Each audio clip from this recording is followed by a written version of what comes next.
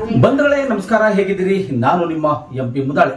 ಕರ್ನಾಟಕ ರಾಜ್ಯದ ಮುಖ್ಯಮಂತ್ರಿ ಸಿದ್ದರಾಮಯ್ಯ ಅವರ ವಿರುದ್ಧ ಮೂಢ ಹಗರಣ ಕುರಿತು ಬೆಂಗಳೂರಿನಿಂದ ಅಲ್ಲದೆ ಮೈಸೂರಿನಿಂದ ಪ್ರತಿಭಟನೆ ಮಾಡ್ತಾ ಇದ್ದಾರೆ.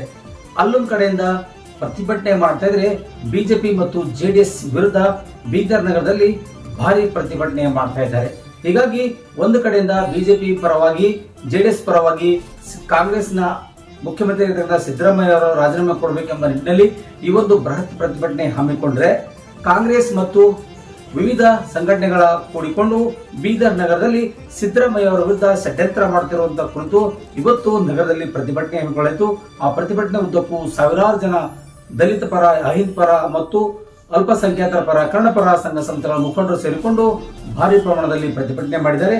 ಬನ್ನಿ ಆ ಸುದ್ದಿಗಳ ಒಂದಿಷ್ಟು ನಾವು ನೋಡ್ಕೊಂಡು ಬರೋಣ.